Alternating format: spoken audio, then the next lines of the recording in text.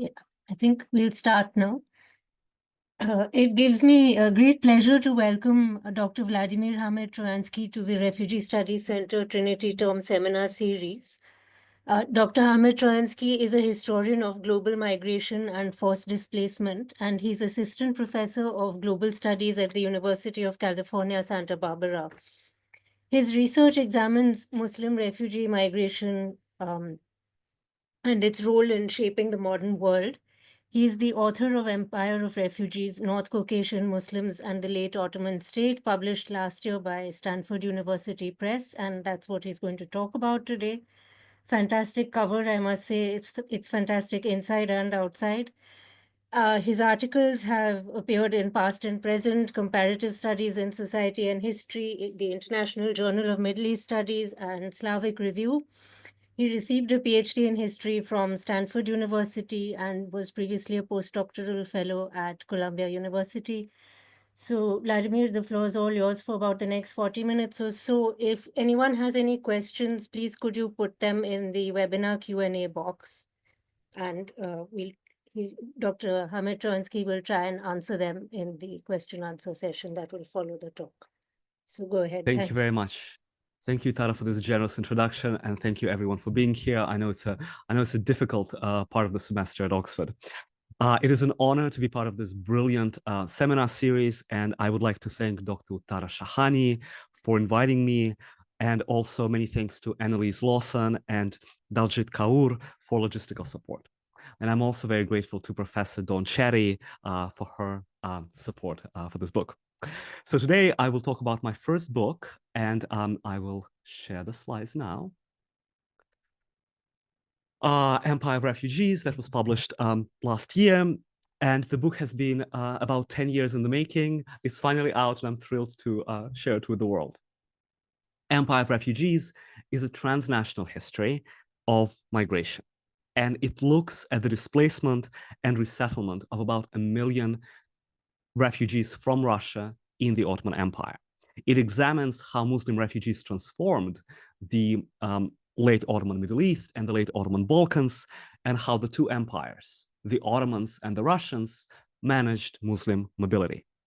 It tells the history of an Ottoman refugee regime that preceded Western refugee regimes in the 20th century, and I will get to that soon.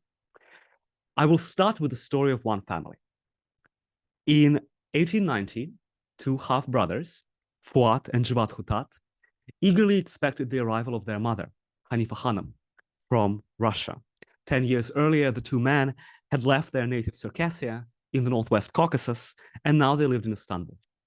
The oldest brother, Fuat, was about to graduate from the prestigious Ottoman Military Academy. The younger brother, Javad, was a lawyer looking for a job. They both were Circassian refugees who had survived an ethnic cleansing of their kin by the Russian military in the 1860s. Their mother, Hanifa Hanım, safely arrived and registered with the Ottoman Refugee Commission, a state agency tasked with resettling Muslim refugees from Russia. The brothers petitioned the Ottoman Refugee Commission, the government, to allow their mother to join them in Istanbul. But the commission refused and settled her and the rest of the family in a refugee camp in southern Anatolia near Adana. Javad moved there to be with the rest of the family, but Fuat stayed in Istanbul to continue his education. This upper status Circassian refugee family was now dispersed, and they began a long quest to find a perfect settlement place for them all to reunite and rebuild their lives in the Ottoman Empire. And I know this story because a descendant of Javad, 130 years later, kindly shared with me 58 letters in Ottoman Turkish that Fuat wrote to his brother. And the family held those letters all these years. And those letters were spanning Anatolia, Istanbul, the Caucasus, and Bilad al-Sham, the Levant. So today we will follow this refugee family on their journey, and it will frame the discussion of this book and the history of refugee migration in the Ottoman Empire and the making of the refugee regime. Empire of Refugees has 7 chapters. The first 2 provide a bird's eye view on trans-imperial migration, Chapter 1 looks at what was happening on the Russian side of the border and why so many Muslims became refugees and had to flee or were expelled from the Caucasus. Chapter 2 looks at the Ottoman side of the border and why the Ottomans accepted virtually all Muslim refugees from Russia. And it's a grand narrative of how the Ottomans constructed a refugee regime. The next 3 chapters are regional. They are microhistories of refugee resettlement in specific locations in the very north of the empire, in the region called Dobruja, between Bulgaria and Romania now, in the very center of the empire, in the region called Uzun-Yayla, in central Anatolia, and in the very south of empire, in Transjordan. The final chapters of this book are thematic, and they examine different strategies that North Caucasian refugees took to survive. Chapter 6 reconstructs step-by-step the evolution of the North Caucasian diaspora from political advocacy in Istanbul to communication with their loved ones still in the Caucasus. And chapter 7 brings the book full circle by looking at those refugees who decided not to stay in the Middle East and who tried to go back to the Caucasus under Russian rule. So now a few words about the historical context. By the mid-19th century, the North Caucasus, a mountainous region between the Black Sea and the Caspian Sea, had a majority Sunni Muslim population. Most people who would end up as refugees to the Ottoman Empire belonged to the following ethnic groups. Several communities of Western Circassians who lived on the Black Sea coast, Eastern Circassians living at a much higher elevation, including in Kabarda, Abkhazians living on the coast between Western Circassians and Georgians, and then Karachais, Balkars, Ossetians, Ingush, and Chechens living in the high uplands and river valleys in the middle of the mountains. And then in the east, there are about 30 different ethnic groups collectively known as Dagestanis on the Caspian coast. Most of the communities in the North Caucasus speak languages that are unrelated to the Indo-European, Semitic, or Turkic language families. Most languages here are from the Northwest Caucasian and Northeast Caucasian language families that are also mutually unintelligible with each other and that are unique to this region. But the dominant literary language in the region in the 19th century was Arabic, despite not being native to anyone in the Caucasus.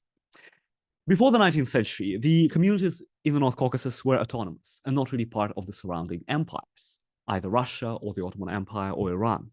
Russia completed the conquest of the region by waging the so-called Caucasus War, which was a series of military campaigns. And in the final years of the war, in 1863, 1864, the Russian army carried out an ethnic cleansing of Western Circassians. It burned dozens of villages. Circassians, in fear, rushed to the coast, and within about 2 years, over 500,000 refugees, over 90% of the entire Western Circassian population, fled as refugees on the boats across the sea to the Ottoman Empire. Since the 1990s, many Circassian activists in diaspora in the Middle East, but also in the North Caucasus within the Russian Federation, call for the recognition of those atrocities as genocide, Circassian genocide. The impact of this displacement was massive. It was one of the largest ethnic cleansings in Russian history. It allowed Russia to consolidate its control over the Caucasus. If you think about the history of Russia's territorial evolution, most regions that Russia annexed in the 18th and 19th centuries since then became independent.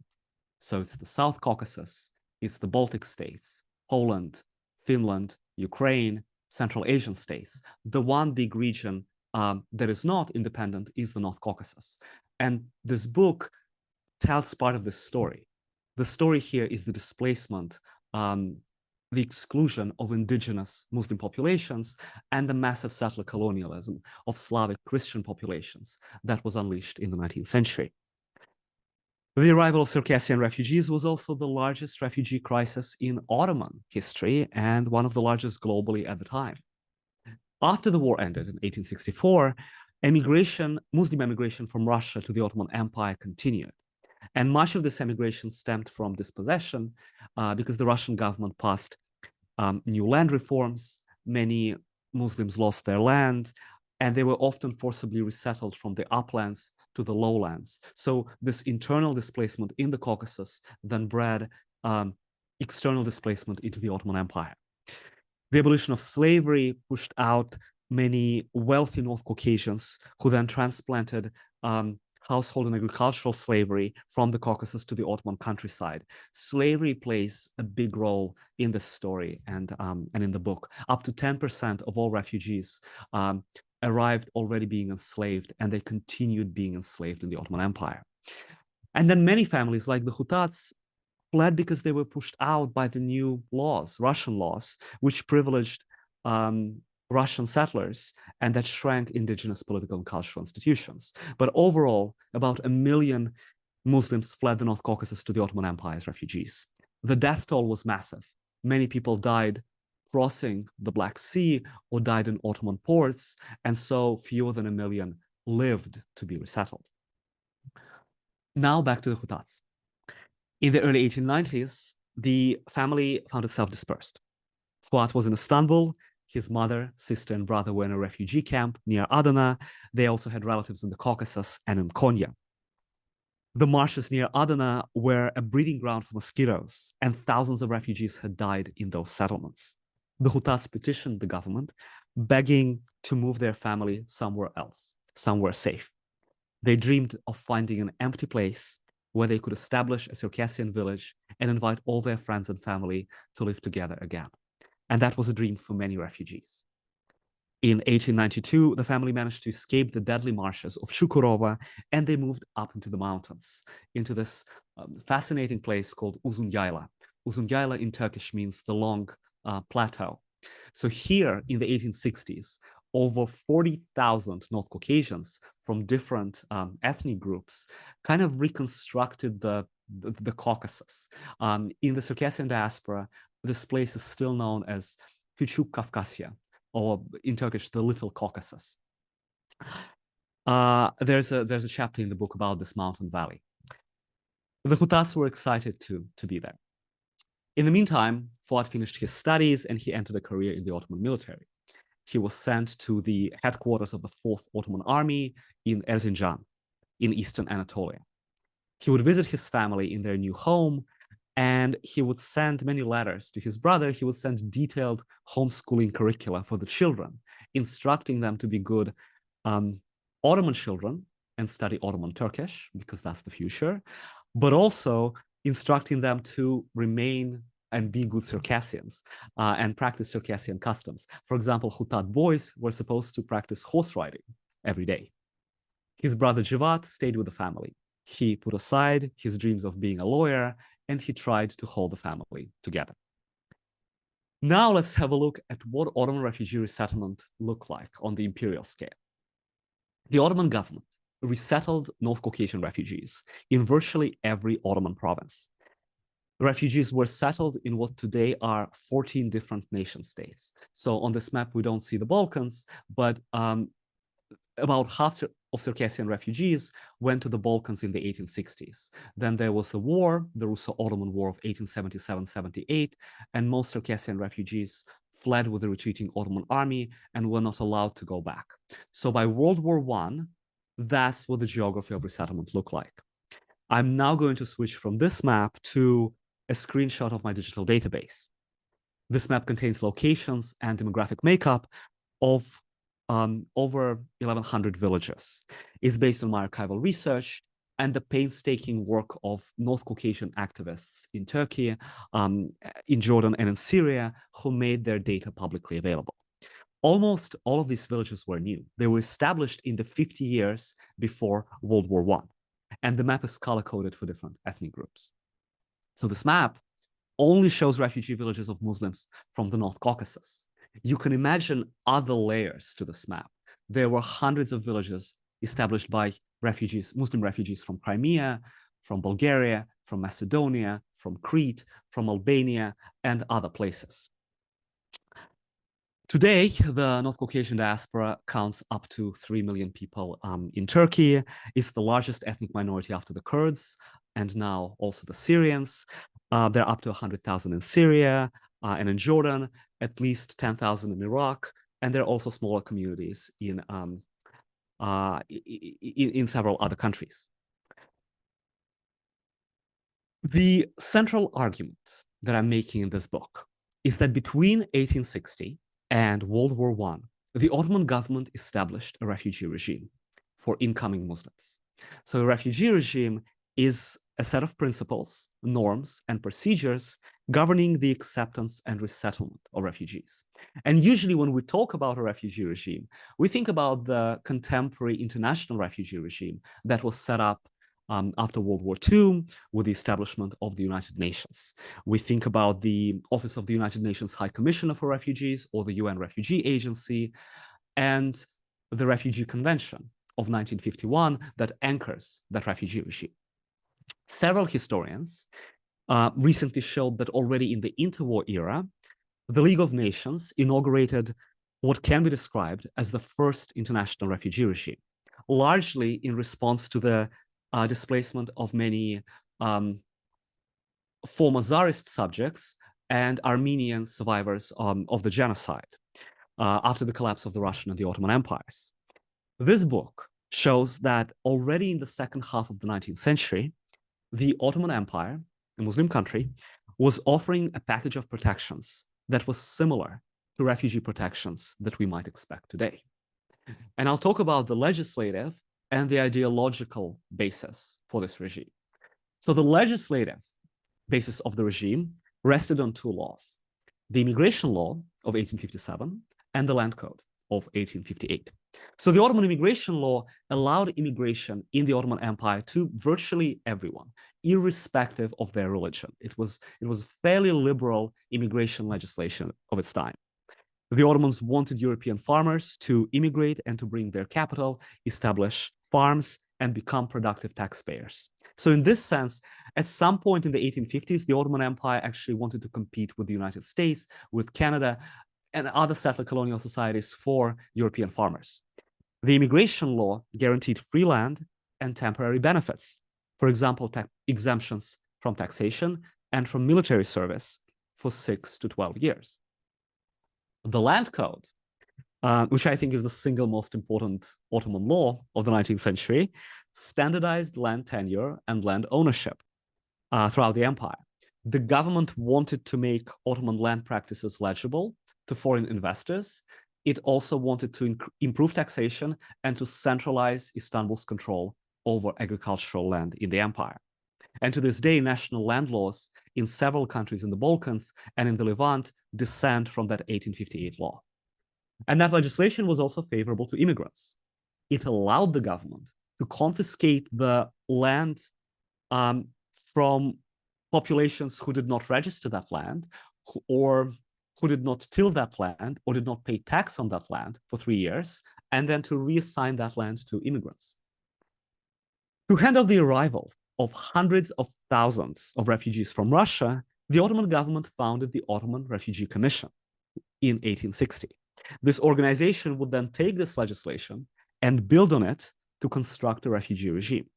Refugees escaping Russia arrived with nothing. They had very different needs than European farmers whom the Ottomans had envisioned.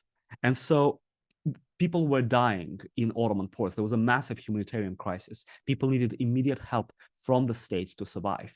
So on top of the free land and the exemptions, the Refugee Commission would provide subsidies to refugees. It would give financial aid and food, grain, to survive for the first couple of years. Over the next half century, the Ottoman Refugee Commission became one of the world's largest resettlement agencies. It resettled anywhere between 3 and 5 million Muslim refugees, mostly from Russia and the Balkans. Now, the ideological basis for this regime was quite different than what we know today, right, from the history of the 20th century. The ideological basis of this refugee regime was the Ottoman Empire's and the Ottoman Sultan's responsibility to protect Muslims wherever they lived. And at the core of this refugee regime was the idea of hijra.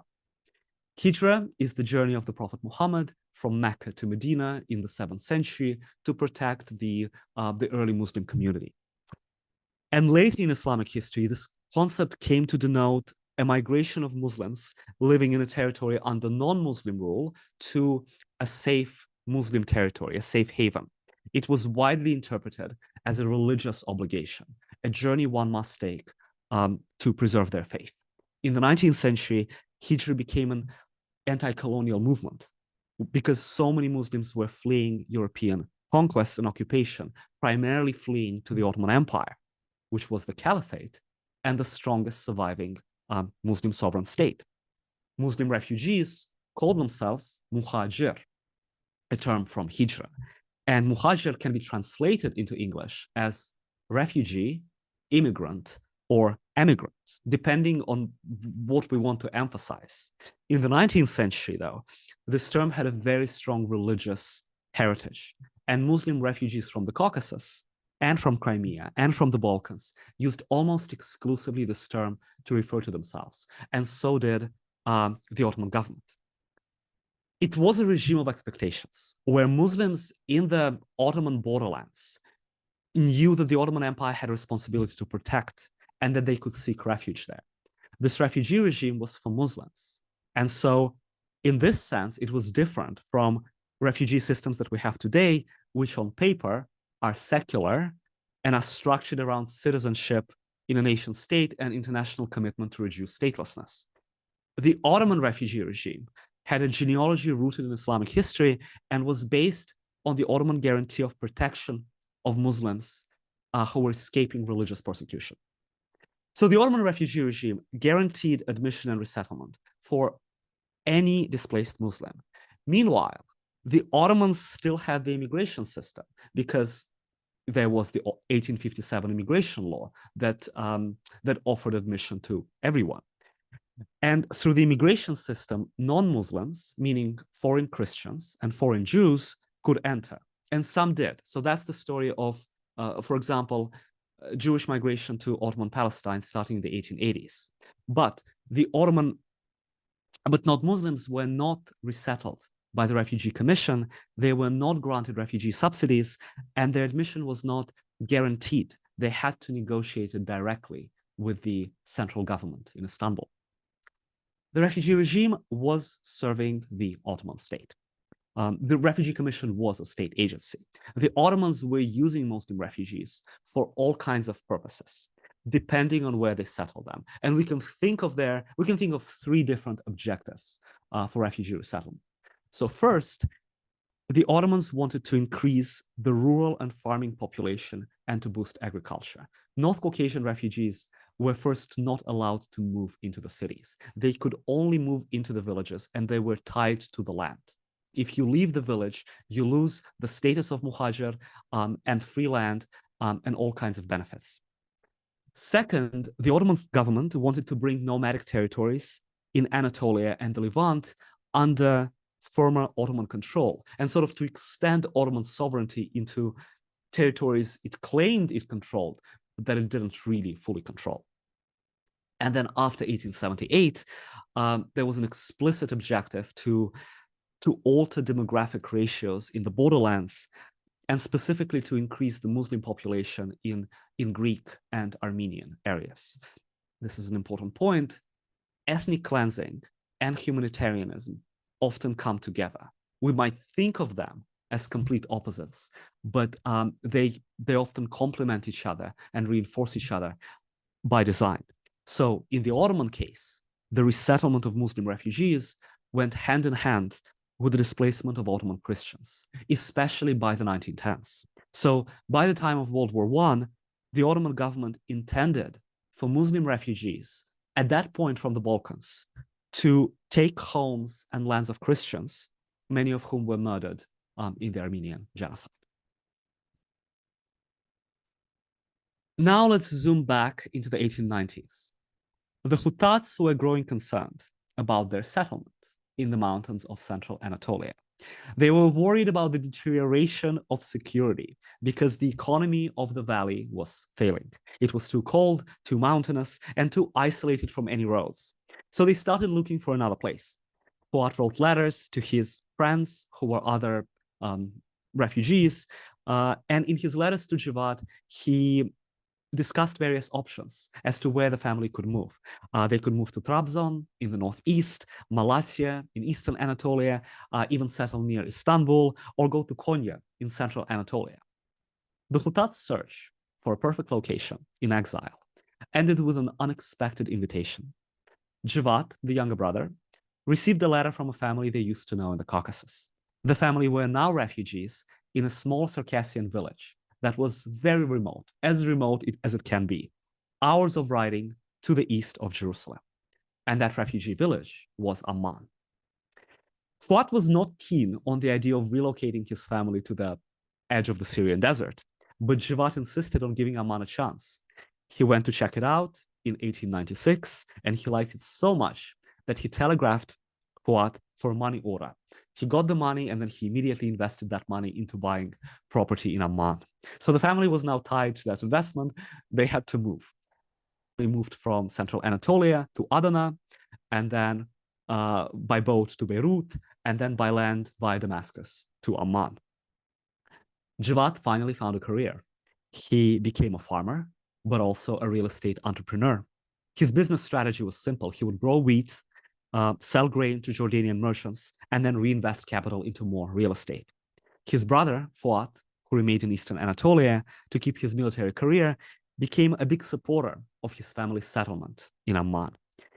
His superiors in the army told him that one day the Ottomans might build a railroad there, so the place will not be that isolated anymore.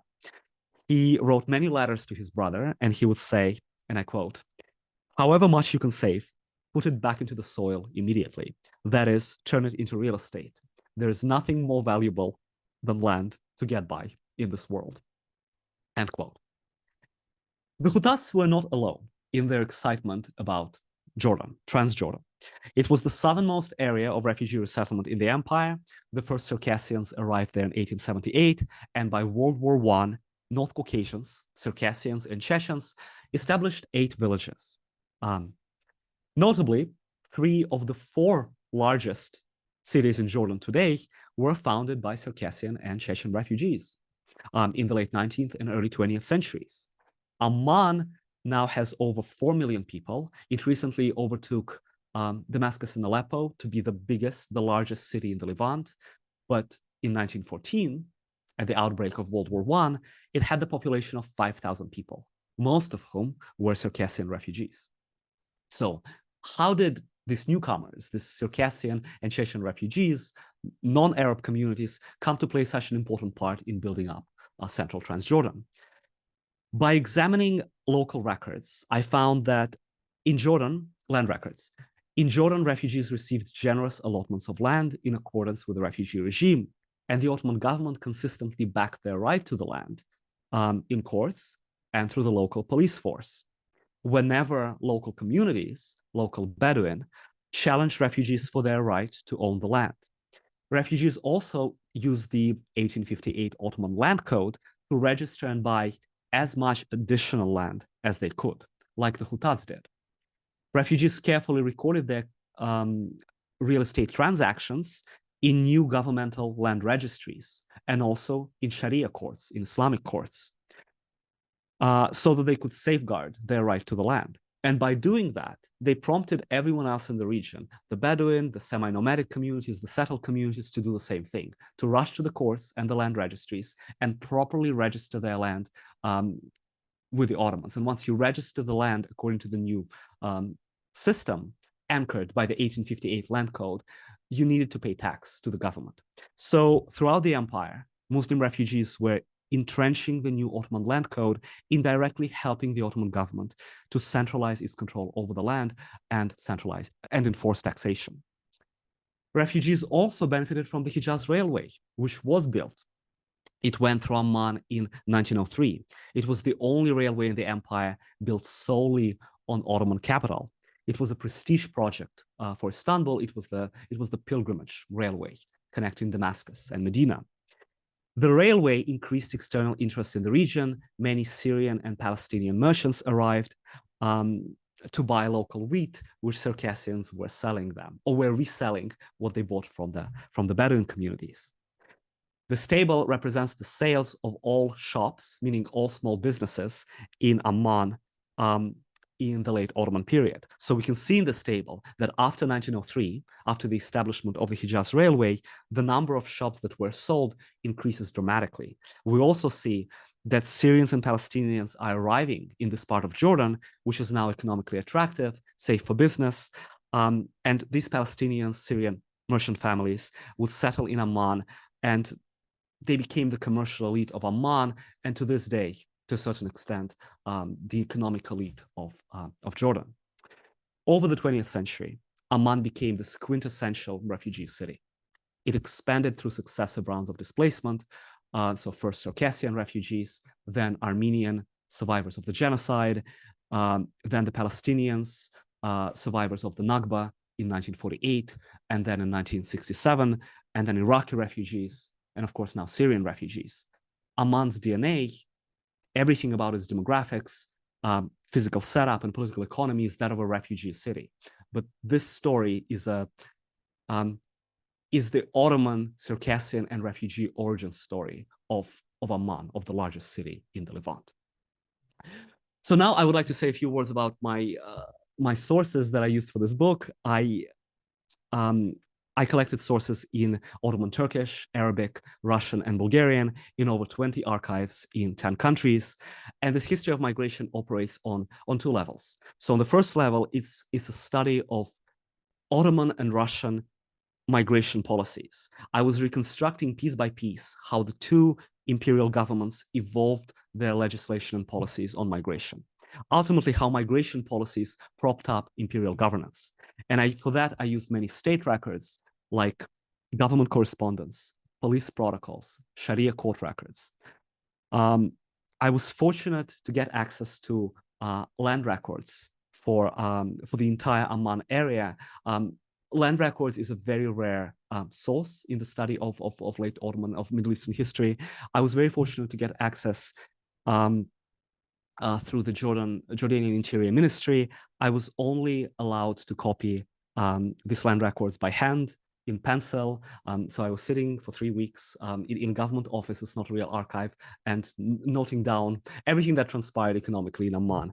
But now I have an almost full database of all property transactions that included refugees who were much of the population of Ottoman Amman over the period of 40 years. And through these records, I show that in Jordan, Muslim refugees drove this new form of land speculation and capital accumulation, taking advantage of the favorable Ottoman land code and tapping into Ottoman Levantine networks of capital. And I'm very grateful to Professor Eugene Rogan of Oxford for helping me with getting access to those incredible land records. Empire of Refugees is also a bottom-up history of migration. I was looking for refugee voices, and I was trying to look for documents that were written by refugees themselves. For many years, I've been collecting private letters that refugees wrote, and it's a rare source for the study of migration in the Middle East. I found some letters preserved in family collections. So for example, the Khutat family kindly gave me access to 58 letters that they exchanged within the Ottoman Empire. I also found some letters in Georgia, in the Tbilisi archive, and in the North Caucasus Republican archives, letters that refugees sent back to their families who were still in the Caucasus under Russian rule. And I also looked at hundreds of refugee petitions that refugees sent to the Ottoman government.